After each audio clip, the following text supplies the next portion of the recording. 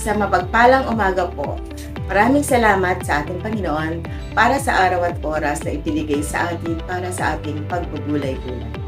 Narito po tayong muli sa ating Draft Food for the Soul, our daily dose for the nourishment of our souls.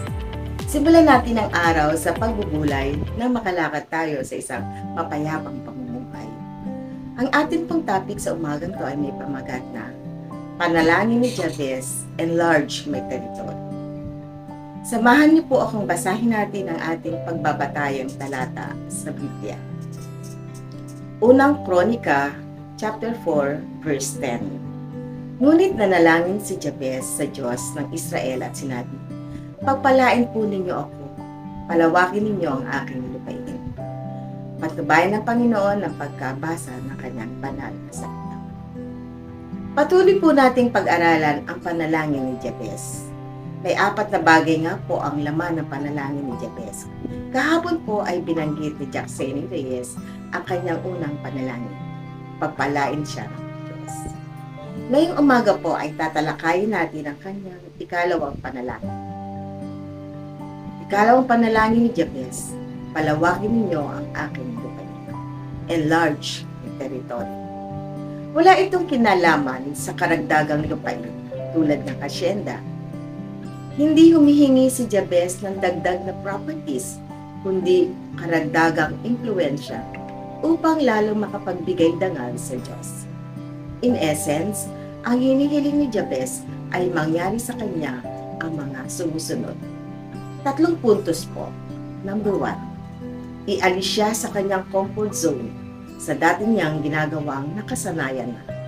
Hinihiling niya sa Diyos na tulungan siya magsagawa ng mga bagong pamamaraan upang magkaroon ng mga pagbabago. Mahirap magsimula ng mga bago, ngunit ito lamang ang paraan upang lumikha ng pagbabago. Dahil hindi tayo uunlad kung patuloy lang tayong mananatili kung saan tayo komportable. Kailangan natin ng bagong karanasan sa ating buhay dahil hindi tayo natatapos matuto.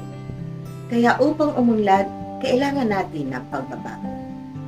Wika nga ni Einstein, insanity is doing the same thing over and over again and expecting different results. 2 punto.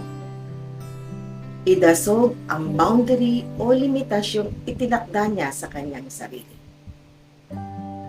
Tayo ang nagtatakda ng hangganan sa maaari nating magawa.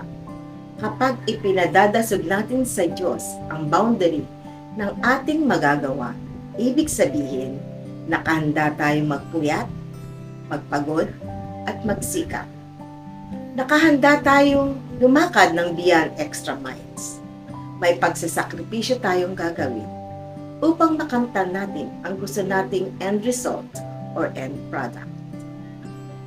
3 puntos. Dagdagan ang kanyang mga responsibilidad. Masarap ang dagdag na benefits, pero hindi ang dagdag na responsibilidad. Sapagkat nangangahulugan ito ng mas mahabang oras ng pagtatrabaho. Tulog na ang lahat, ay gising pa tayo. Nagpapahinga na ang lahat, at nagtatrabaho pa tayo. More responsibilities rather than rights.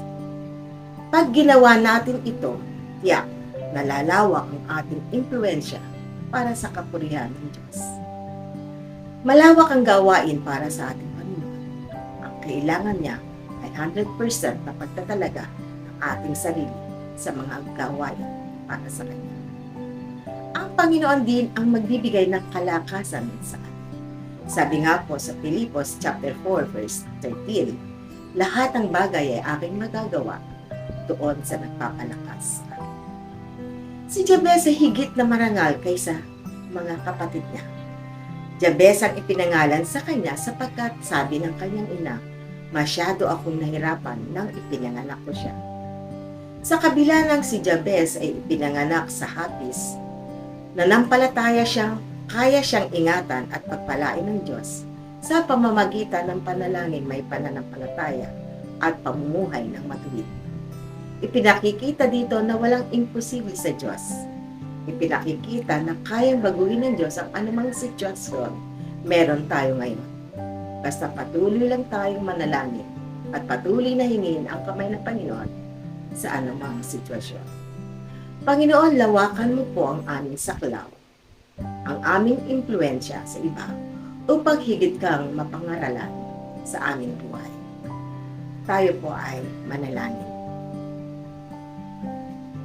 Panginoong Diyos na makapangyarihan sa lahat, maraming salamat po sa pagkakataon na ipinagkaloob mo sa umagang ito upang kami ay makapagbahagi at makapagpuri sa iyong mga salita. Maraming salamat po sa bawat isa na kasama namin ngayong umaga. Dalangin po namin na ingatan mo po kami sa maghapon na lalakaran at gabayan mo po ang bawat isa na magsisipasok sa kanilang mga trabaho at mga bata na magsisipag-aral. At dalangin rin po namin ang aming mga kapatiran na may karamdaman. Ikuin po ang kanilang sakit at bigyan ng kagalingan. Sa pangalan ni Jesus. Amen. Maraming salamat po mga kapatid sa inyong pagsama sa akin sa umagang ito. A friendly reminder po sa bawat isa sa atin. Be Christ-like in your workplace today.